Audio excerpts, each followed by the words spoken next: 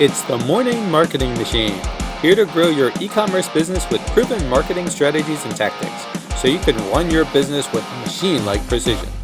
My name is Douglas Levin. Let's dive in. Welcome to the Morning Marketing Machine, and have a very special guest today. So Jesse Elder is an action philosopher, time piercer, author, mentor, speaker, entrepreneur, and all-around lover of life. That is a ton of stuff. He is also the creator of Prime Light, the world's most dangerous meditation. With his teachings of self-mastery, radical self-acceptance, and inspired action, he focuses on helping people to live a self-authorized, productive, and fulfilled life with far less struggle than most believe possible. So thank you so much for coming on the show, Jesse. Douglas, my pleasure, man. Really looking forward to this. Yeah, I'm excited to have you on. So for people that may not know, can you tell us a little bit about like how you got started, how you got into this? Quite accidentally. When I was a kid, I started martial arts and fell in love with it. And I was homeschooled. I've never taken a test or been in a classroom, but martial arts really served a huge role for me in helping me to understand the difference between ideas that sounded good and things that actually worked where it mattered, which was in the ring. And by the time I was 19, 20 years old, I'd competed in dozens of these, typical like local martial arts tournaments. So there's a lot of rules, and it's like playing tag, basically. You've got all the safety equipment. And then when I was 20, I took a job as a bouncer, of all things, which is kind of strange, being 6'3" and 147 pounds.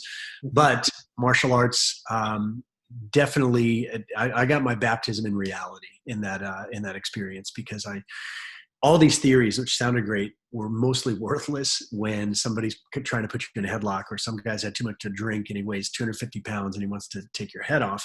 So I learned very quickly how to adapt my training so that I could not just succeed, but so that I could survive in this sort of rough and tumble environment. And then the club that I was bouncing at in San Antonio, Texas, started having these fight nights where they would literally roll out these mats on these dance floor, and it was like dollar drink specials, and everybody would show up to watch two guys just beat the hell out of each other. And it was no rules, no time limit, no safety equipment, and no weight limit. So you've got, all size dudes in there. And I realized that if I don't compete in this, then I have to stop teaching, because I'm teaching people supposedly how to defend themselves. But for myself, I don't really know. So I entered, did pretty well, and I was addicted, not to the violent aspect of it, but simply to the completely connected nature of training and results. And I very quickly realized that, if something doesn't produce a favorable result in the ring where it really matters, then it's dead to me. I have no interest in learning philosophy or theories that don't produce a result.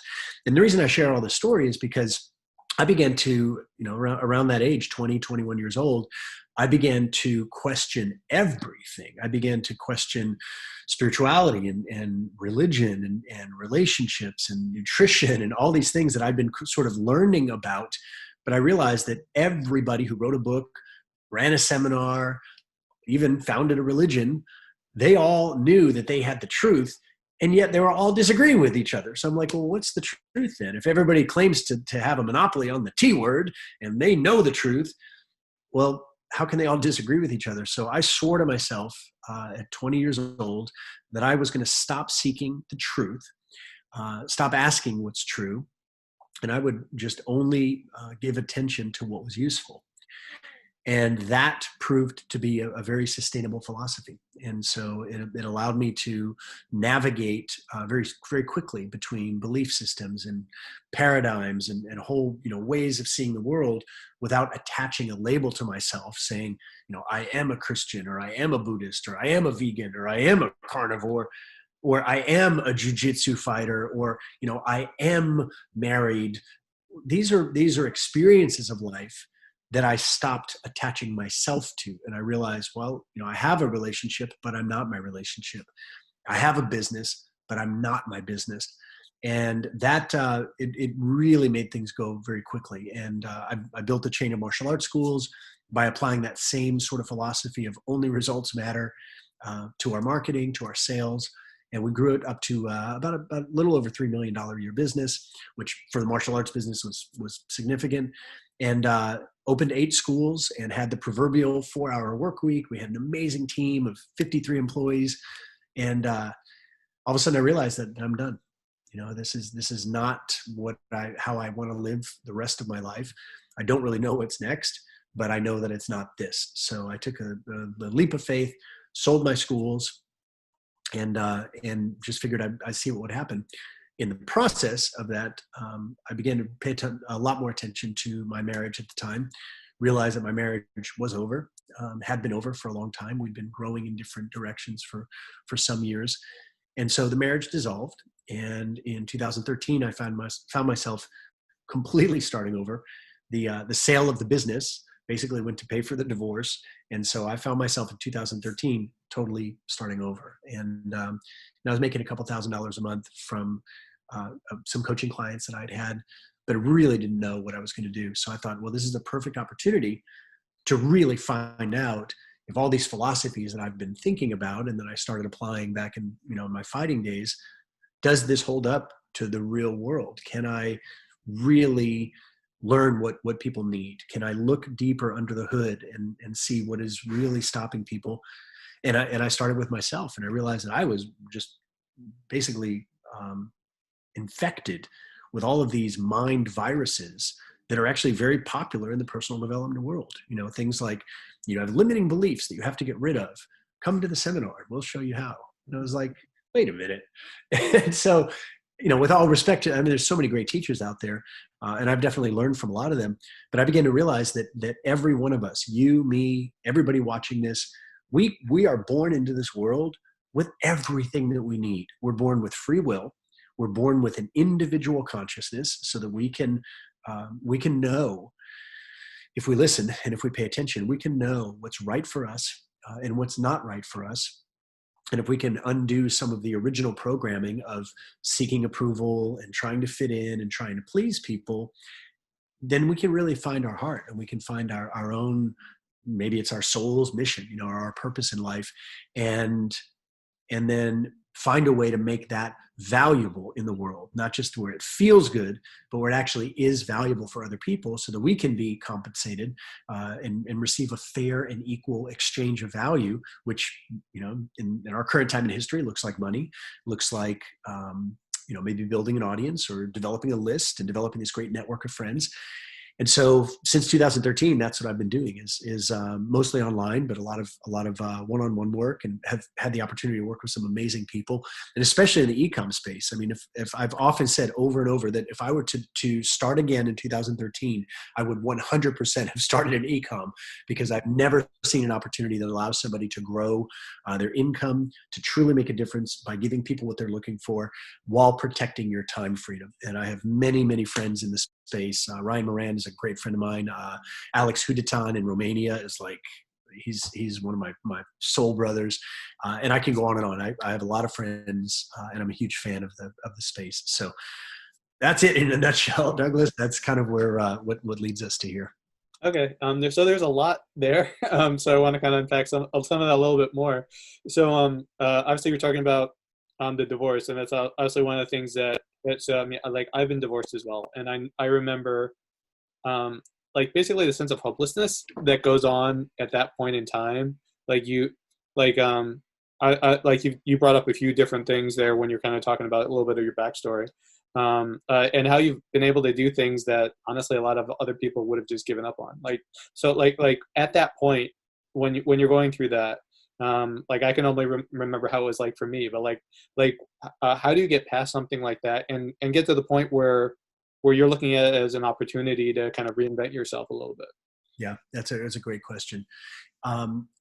In the depths of that uncertainty, is when I moved out of the house that I'd lived in for 10 years, got this little apartment, realized that, wow, I am actually alone. Like this is really confronting. And I personally, I just gave myself permission to feel whatever I was going to feel and not judge it. not sedate it, not try and stuff the feeling down, but also not to over dramatize it, and not to get into a whole big story just to, be more righteous or whatever. I was like, hey, I'm feeling grief. I'm feeling sadness. I'm feeling anger. I'm feeling afraid, and just give myself permission. One weird thing that I did, which I didn't realize how powerful it was until a couple of years later, is as I was moving, all this stuff out of my house, uh, honestly, I was actually getting it off the front lawn where my ex had put everything. And so as I'm retrieving everything, I found some old photo books from when I was a kid. And, that's something my parents, my mom did a great job of just, saving all this stuff. And so I remember being in my apartment. I didn't have any furniture, really didn't have any money. So I was like sleeping on the floor, but I took these old photos of when I was a kid, and I just put them all over the countertop. And something about that, it felt meaningful. It felt meaningful to kind of think back to who that kid was, and to somehow maintain a connection with that like original soul energy. We all have it when we're born. We're this blank slate. We've got our own individual purpose and soul signature that again gets covered up. And I found that by having those old pictures, it really kept me connected to my heart, and helped me to realize and helped me to remember that, hey man, you're just having a fantastically human experience right now. This is not right or wrong. It's just an experience. What do you want to make out of it? And that pain of separation, the pain, the guilt and the fear and the doubt and all of that served as a very powerful catalyst to make me pay attention to who I wanted to become. Who did I want to be? Who was I here to be? And so that pain is so powerful, and it's temporary. It doesn't last, and you don't even have to suffer. You can experience pain without suffering if you can just acknowledge that, hey, I'm having a sensation right now. I feel in my solar plexus. I've been taught that it's called fear or grief, but beyond the label of that, it's just energy swirling around. And through meditation and through journaling and through a lot of solitude and just letting myself process it, man, it popped pretty quickly. I mean, it was a period of a couple of weeks where it wasn't that fun, but afterwards I just started to realize, well, shoot, man, I'm totally free. Like I can do whatever I want, including find whatever I can do to make money in a way that's meaningful, that isn't bound by the expectations of the past and everything else. So. Awesome. And obviously you're talking a little bit in your explanation there about like how those pictures from like your childhood kind of played a big part. So like, is that what you keep looking back at this point when you you were talking obviously about the sense of purpose, and that's something that I know like has helped me a lot in terms of like understanding what your purpose is and how that drives you. Is that picture what does it for you? Is it change over time for you? Like what helps with that for you? That's a great question. I it's not always the same thing. It's not always the same going back to those pictures or whatever.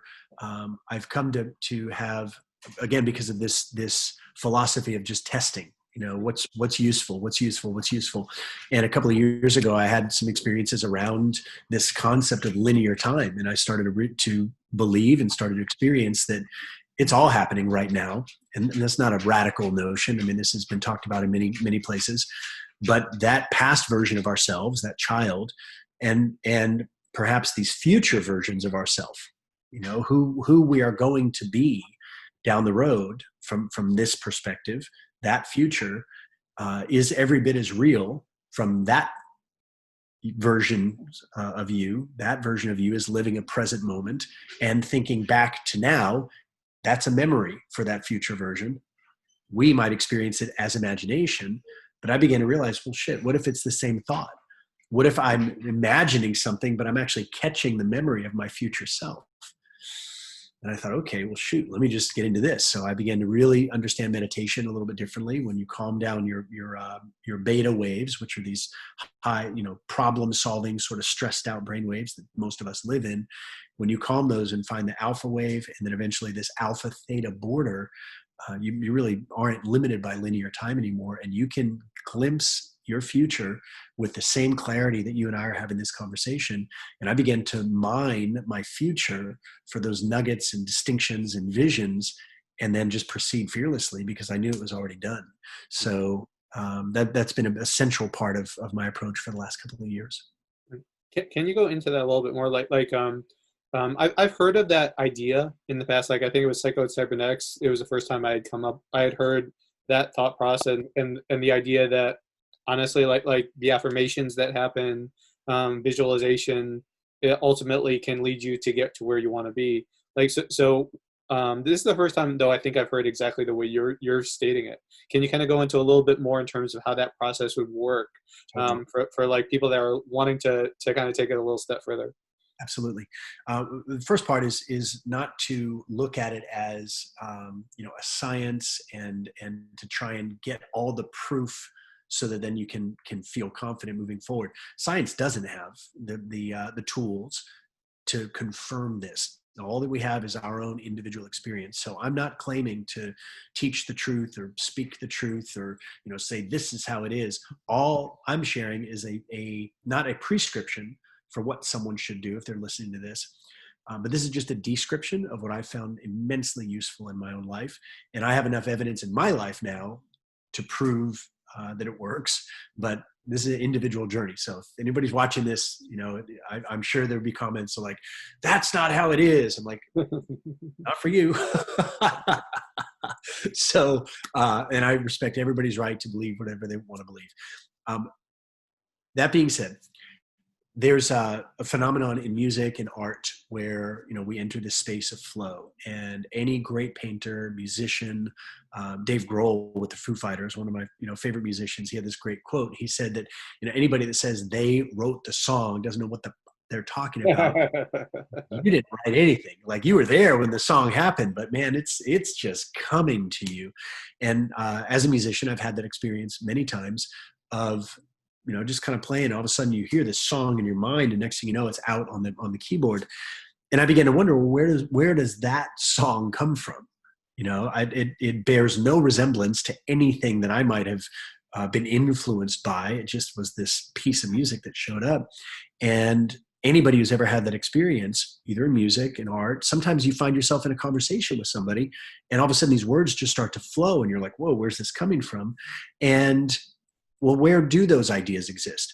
If we look at this very verifiable understanding of matter, and there are 4 states of matter as we understand them. There's solid, liquid, gas, and plasma. So if you take an ice cube, which is a solid form of matter, and all of a sudden it starts to vibrate a little bit faster, those molecules start to move quicker, it becomes water. And so it's still a physical object, but it's just a very different state. But if you keep vibrating those molecules faster and faster, then it becomes gas, it becomes steam. And if you vibrate that faster and faster, it becomes plasma, which we don't have too much experience in this world, but it is the 4th state of matter. And yet there are non-physical, very provable, verifiable phenomenon non-physically. Right now, we're having this conversation, and through this miracle of technology, you can be there, I can be here, and we're hearing sound, we're seeing light, which is actually being also transmitted wirelessly through satellites. So those satellite signal is not physical, but it's 100% real. These sound waves are not physical, and they're 100% real. This light that's bouncing off of an object, and our optic nerves are turning it into this image in our brain. Once it reaches our eyes, it becomes a physical phenomenon. But prior to that, it's non-physical, and yet completely verifiable, totally provable. So then what happens if sound and light and satellite signals and radio waves are all vibrating along a spectrum? Well, who's to say where is the end of that spectrum? If we keep measuring further and further up the spectrum, at some point we run out of measurement capability. But does that mean that reality runs out? Or are we just like, miners in a cave, with flashlights that only go so far into the dark, and all of a sudden we invent a flashlight that shines a little further? It's not like we invented the new thing that we now see. We're just discovering more of what's already there.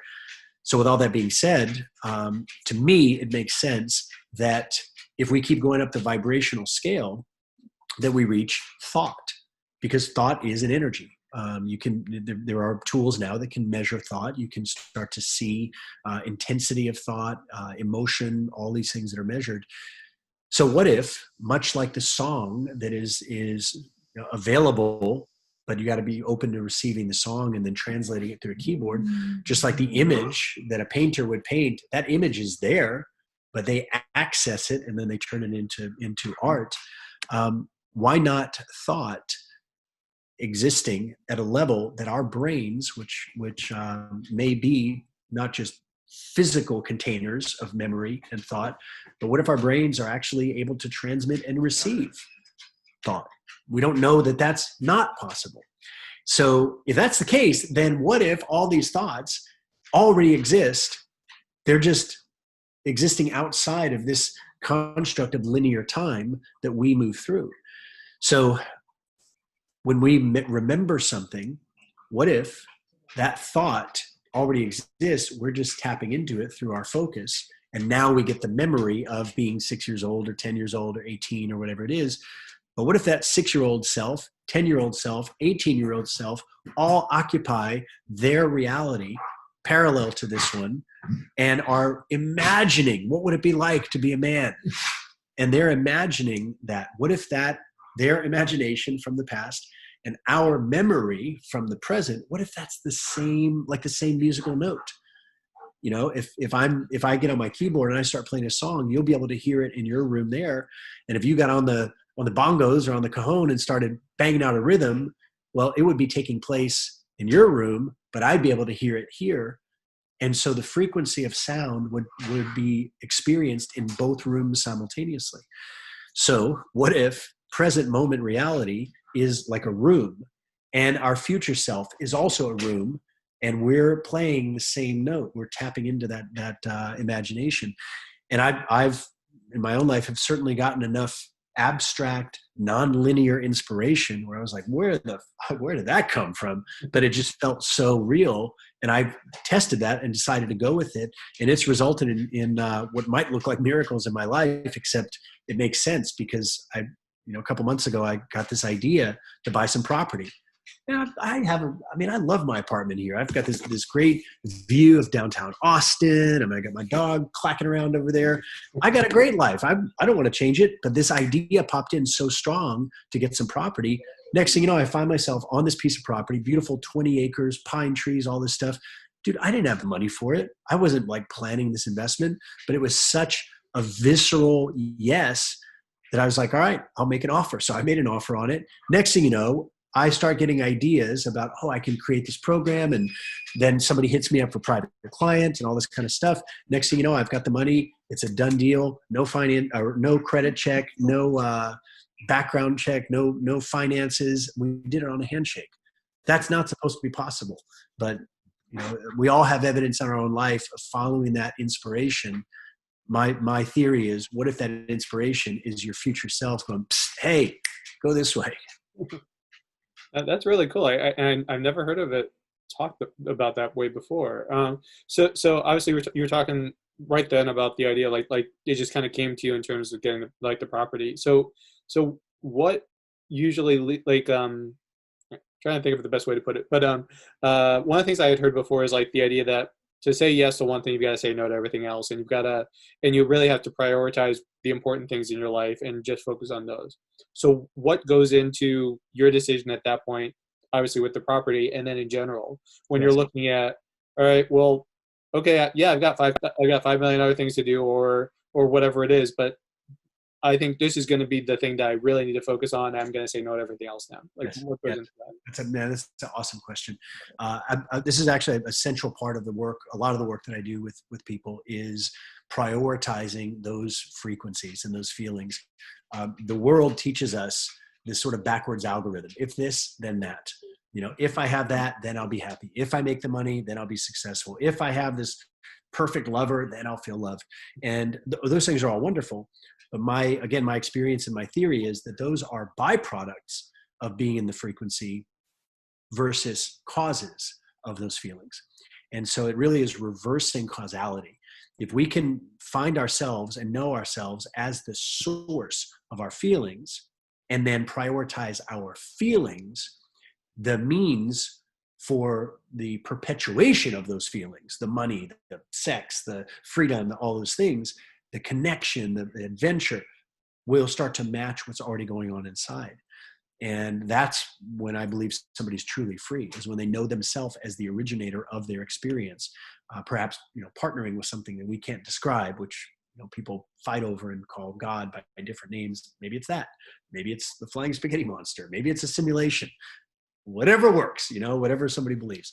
So prioritizing is less about prioritizing the project, more about prioritizing the feeling and making joy, appreciation, making that feeling of rightness, which is unique to each person, making that the most important thing in their life. And when that starts to dim and to diminish and to go away, because we're putting our attention on something else, to stop and to withdraw our attention from whatever else we thought was more important and find that feeling again. And this can be done on the fly. You can be sitting writing copy, get out of alignment, all of a sudden remind yourself a few things, get right back in, and then keep writing copy. So it's not like you have to stop doing the thing, but always following that inner beacon, that inner signal. It's like this always on GPS. It's always telling us here, a little further, a little closer. And if we follow that signal of joy, then you really become invincible. I mean, you know yourself constantly, every moment of every day, as the creator of your experience. Nothing can come into your experience unless you've invited it through your attention. And you become pretty militant about guarding your attention and not granting something your attention which doesn't qualify, which means developing a very powerful strategic ignorance, to be completely intelligently ignorant of anything that doesn't qualify for your attention, anything that doesn't resonate in that vibration of joy. Yeah, and that's something I think I've seen, like, as I've talked to more and more like highly successful business owners, like that's the one thing that well, there's a bunch of things I see in common, but that's one of the things too, is the idea that really like drown everything out. It's really, I have to focus my attention on what really matters. Yep. And then at that point, like stepping away from the things that aren't really worth my attention at that point. Yep. Yes. Well, and if you think about it, like anybody that's ever, had this experience that as humans we call being in love, and you've had that moment of just connecting with somebody, you got that, it's like you're in your own reality with that person. Like time disappears, nothing else matters, and it's just you and them. In that moment, it's not like you have to discipline yourself to be with that person. You find yourself like ignoring everything else. You don't even want to go to work. I've many friends of mine that, have had babies, and, these are like the most hard charging entrepreneurs you can imagine. And then their kid is born and they're just like, all I want to do is hold him. All I want to do is just look at him, and there's that shift in priority. So it's not like there's discipline involved in doing the thing you're drawn to do and called to do. There's no discipline there at all. And it would take effort to pull yourself away from that thing. And that's what I'm sharing, and what I live by is, if it doesn't resonate with that absolute magnetic attraction where you don't want to do anything else except that, then it doesn't exist. I personally don't give my attention or time to anything that's not a 100% can't fucking wait to do it. It's either that feeling or nothing. And I'm fine with nothing. I'm fine just sitting around and meditating and writing and chilling out. But then when that feeling comes, you jump on it. And next thing you know, you had a record month, you had a record quarter, your body's healing from whatever shit you were creating before. You've got this abundant social life where, for months or weeks you were by yourself. All of those external indicators always are preceded by an adjustment to our own feelings and our own frequency. Nice. Okay. And related to some of this as well, one of the things I want to ask, and this is something that I know I've dealt with a lot over the last few weeks myself, and I know it's something that a lot of people deal with. Like we're pretty much taught that you have to grind, you have to always like get through whatever the issue is that's going on, right? But it's not always going to happen. There's going to be it's just us as humans. There's going to be that lapse in motivation, and you're trying to figure out at that point, like, what am I going to do to get over this? Because I've got a project that I got to get done. I've got whatever it is that I'm trying to do as a business owner. I can't just like stop or whatever the issue is. like when those situations are happening, whether it's you're in a funk or you're trying to overcome an obstacle that you just can't get past. Like, what is it that helps you in that situation to kind of get past it? Yeah, I'll do the best I can to answer that. I never get in those Oh, you situations. don't? Okay. I don't go anywhere near them. All I right. used like I remember what it was like. I can probably tap into that memory of being in the middle of the grind, and I've got 8 classes to teach all day, martial arts, on my feet, sweating, putting out all this energy when really I just want to take a break, but I can't. I got these classes, so I know what that's like. But I also recognize that that experience is the compound effect of many choices leading up to that moment. Mhm. And in that moment of pain and of stress and overwhelm, that's a perfect opportunity to begin to make some new choices. And first and foremost, taking responsibility for our creation of that. It's not the vendor, it's not the factory in China, it's not your buyer, it's not AWS, it's none of that. It's not the outside stuff at all that's creating this feeling of stress and overwhelm. We're creating those feelings of stress and overwhelm. And so the first thing that somebody can do if they're in the middle of a whole bunch of commitments, yes, you can just say, hey, I'm going to stop. I'm going to take 3 days and reset, and I'll be back stronger than ever. And everybody around you can have their own experience around that. That's one thing. Another thing you can do is just begin to incorporate self-care practices. Self-care gets a bad rap many times. It's like seen as lazy or whatever, but the most effective, productive peak performers on the planet don't treat rest and rejuvenation and free time and vacation. They don't treat that like a reward the way that the working class does. Peak performers treat self-care and keeping themselves mentally, physically, emotionally, spiritually, keeping themselves in shape. The peak performers treat that self-care as a prerequisite. So, Tiger Woods, when he came on the scene and he was cranking out all these wins, he played less golf than anybody else. He was more rehearsed, more practiced, more trained, more rested, more focused than anybody, and he went out and won everything in sight.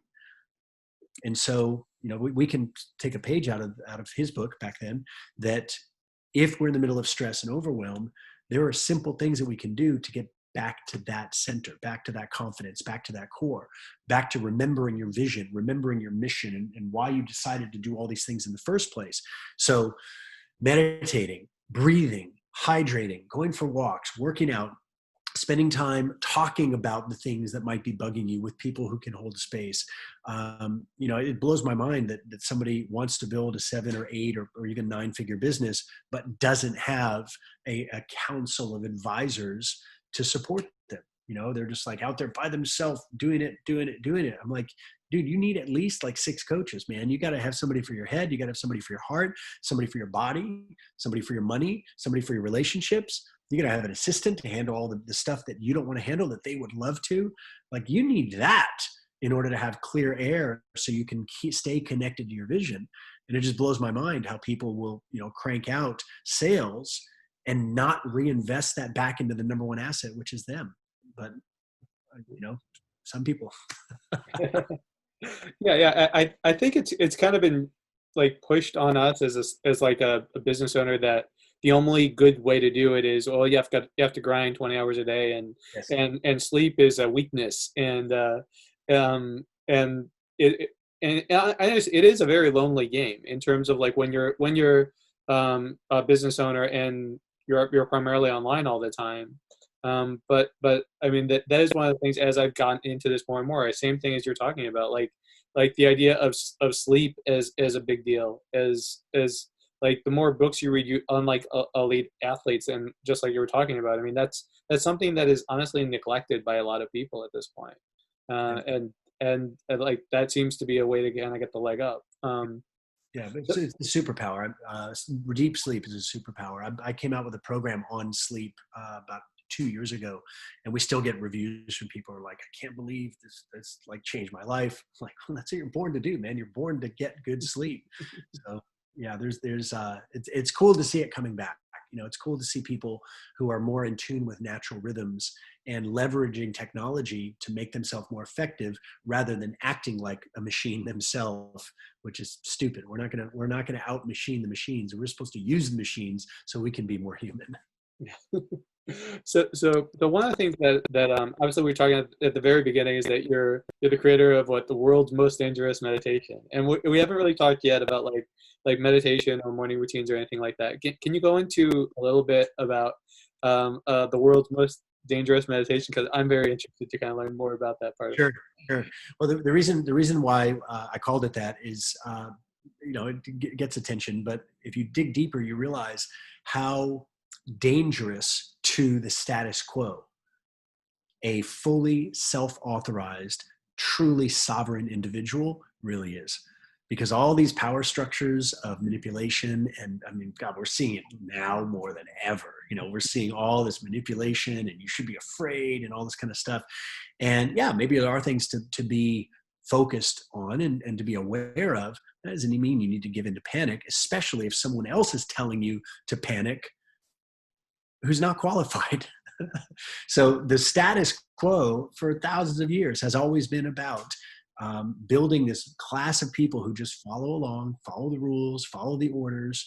And as people have evolved and become more powerful and more capable and more free, they're less and less able to be controlled through like bullying and physical violence and all the stuff that humanity's used. So all that's really left, which is actually the most powerful thing, is to manipulate someone's mind. And so, people are very easy to manipulate. We all are. We're all taught that if you can, make enough money, for example, then you'll be worthy. Women are taught, if you can just be sexy enough and look the right way, then you'll be attractive to men. And oh my God, it's so horrible. The amount of brainwashing that goes into everything from our self-image to our bodies to our lifestyle, all this kind of stuff. But that's taught to us. It's modeled to us. We're conditioned to believe all these things. And so that it becomes very dangerous to those establishments, whether it's, pharmaceutical companies convincing you through these dramatic commercials that, if you just have their pill, everything will be better, or a religion, which may have had good intentions in the beginning, but quickly became this conglomerate of manipulation where, you can't talk to God. I'll talk to him for you. And he's definitely a man. No question. The God's a man. And we'll talk to him for you. You can't talk to him. We'll talk to him. These establishments are terrified of the individual who will say, not interested, just not interested. I got my own connection to God. I got my connection to health. I got my connection to wealth. And I'm going to live my life the way that I want to live it. Thank you very much. That line of thinking is incredibly threatening to what I would call the powers that were. They're not even the powers that be anymore. They know they don't have any power unless somebody is afraid of them or gives them power. So, politicians, they don't have power. They control our power. Politicians don't create value. They manipulate the value that we're creating. So they're all terrified. So hence the world's most dangerous meditation, because you do this 20 minutes, your brainwaves harmonize, you feel deep rejuvenation, you feel completely connected. Powerful healing starts to happen. People get that mainline access to their intuition again. Their intuition becomes tactical and usable, where they get an idea, but then they have the energy to implement that idea fearlessly. That's our natural state, and that's what this meditation does. People can find it on Spotify or iTunes. Just look up. I've got a podcast just called Jesse, or they can look up Prime Light Meditation. And it's a quick guided meditation, but you learn to do it pretty quickly for yourself. It's pretty awesome. So for someone that's like, all right, I'm a newbie, like, as I get this question all the time. Like, people are like, all right, I don't know what to do in terms of meditation. I keep hearing it's Great. amazing, right? Dude, that's the best thing. Yeah. Because and that their misconception is that there's things you're supposed to do, and if you don't do them right, then you're not meditating right. That's bullshit. It's not how it works at all. It's basically just being very, very still for 5 minutes. Don't move, and most people don't. Most people completely underestimate the power of being still, because when you're still, your brain, which is your body, follows your nervous system. And so if you're absolutely motionless, not even wiggling a finger, not even clearing your throat, not even, stretching your back, because every one of those micro movements creates new feedback to your brain, and your brain stays in this beta wave, which is this sort of stressed out state. So people will lay down and meditate or sit and meditate, but then they'll stretch their back, and then they'll keep meditating, and then they'll do this, and they'll keep meditating, and then they'll scratch their itch, and then they'll keep meditating, not realizing that every one of those movements is starting the clock again at zero. And so you need a few minutes, 5 to 10 minutes of uninterrupted absolute stillness. Just breathe. No special weird type of breathing. You don't need to count or talk or anything. Just breathe. Don't move, keep your eyes closed, and breathe. Do that for 5 to 10 minutes, and you will feel yourself hit what we call the alpha drop, where you just enter into this natural space. And from there, then you can begin to explore and feel some really cool things. The weird part, it's right next to us. It's just on the other side of 5 to 10 minutes of stillness, silence, and solitude. And yet, that's too much for a lot of people. They're like, 5 minutes, that's forever. I want it now. I'm like, all right. So I know meditation is part of my daily routine as well, and so can you take us through obviously it's meditation, we're talking about affirmations, visualization, what my take is usually that helps me get into a better state to start my workday and really focus. What helps you? Is it meditation? Is it other things as well that help for your morning routine? Meditation's a big part of it. Usually I'll wake up, and before I even open my eyes, I'm awake for about an hour. So I just stay awake for 45 minutes or so, with my eyes closed, but fully awake in this very in between, very lucid, but very data rich space. And so massive amounts of information and energy, a lot of emotion, a lot of appreciation, a lot of anticipation. And I will, one of the people I've learned a lot from is that dude, Nikola Tesla. And he would, enter this space and just be there for hours. And that's where he would build his inventions. And he would, that's the original virtual reality. He would be in this space, not limited by time and physics and everything. And he would just see things the way he wanted it to be. Then he would come out of it and go to work and build it. And I've learned to do the same thing conceptually, with my work, with ideas, with relationships, to spend that morning time really, it's like coding your reality. Basically, you're coding it when you're in that in-between space, and then you come out and then you just enjoy the things that you've already created. So I'll respond to messages, I'll do some reading or do some writing, have a cup of coffee on the balcony, take Cairo, my German Shepherd, and take him for a walk. And then the day will hit. And by the time, the day hits, this is my first interview work of the day. By the time the day hits, man, you're just you're in the zone, man. You just, it can't be anything but awesome, because that's all you've intended. And then the day will flow. And I like to work about 20 hours a week, and that leaves lots of time for cool activities, for going on dates or going to dinner or going for a bike ride or going for a motorcycle ride. And, just following this flow while making progress every day toward these visions that keep popping in. And I never intend to run out of visions. Therefore, every day, every morning, especially, there's just no stress. There's no hurry to get things done, because it's never going to be done. It's always going to be now and next, now and next, now and next. Yeah, and what you just said there is one of the key points that I think a lot of people really struggle with. I know it's something I even struggle sometimes, the idea oh, well, I've got my list of things I have to get done, or I'm planning out my week, or any of that stuff. And then you're trying to make your way through, and there's always going to be more things to do. So just acknowledge that, right? Always. And I personally, I don't put things on my list that I have to do. If there's a have to energy, I would just delegate it or delete it or give them a refund or whatever. It's no, I'm not into that. What I do love is I love co-creating. Like this interview, neither one of us knew what was going to happen, but I feel confident that I'm going to answer whatever you're going to ask, and I feel confident you're going to ask badass questions. So then it just comes down to this. Let's see what happens. Really cool. And I like this approach too. I mean, it's honestly not something you see from a lot of business owners at that point. At this point, they're very regimented about like obviously their mind, and it's got to be this way and focus on that. Yeah. Well, most people are completely handicapped by a classroom education, sadly. You learn to follow the bell. You learn that nothing that you're really interested in matters. What somebody else is interested in you being interested in, that's what matters. And so people learn to make these arbitrary bullshit lists of things that actually have no connection to one another. And I have massive respect for anybody that survived the terrible disease of a classroom education and is still able to make themselves successful in the world.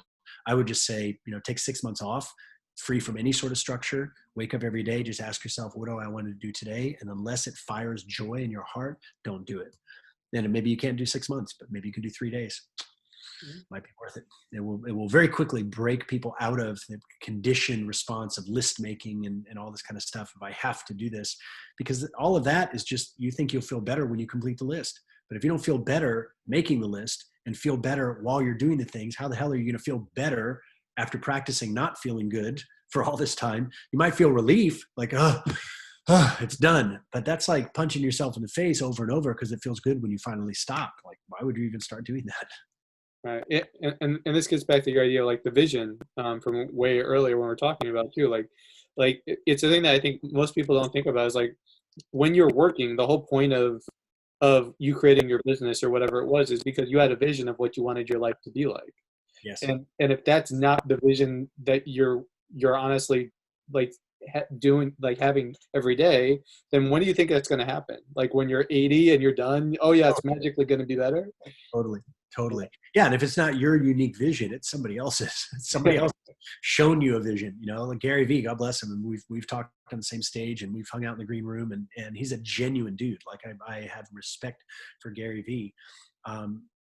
And no way would I trade a minute of his life for a week of mine. There's no way. But he's authentically being who he thinks he should be, and has also demonstrated to a lot of people that this is the way. What people are attracted to is not making 60 pieces of content a day. What they're attracted to is his certainty. They're attracted to his confidence. And so when people learn to generate that certainty on their own and that confidence on their own, then maybe you don't create content. Maybe you don't even have a Facebook account. Maybe you just live life the way you want to live. So people are attracted to certainty. That doesn't always mean that that's the right thing for them. That's great. And obviously, I want to be very respectful of your time. But one question I did want to ask, and this is something that I was on. It was Mason's podcast, and he asked this question. I thought it was a great question, so I've pretty much been asking it ever since. So, like, what is your definition of success? That's good. I haven't been asked that in a while.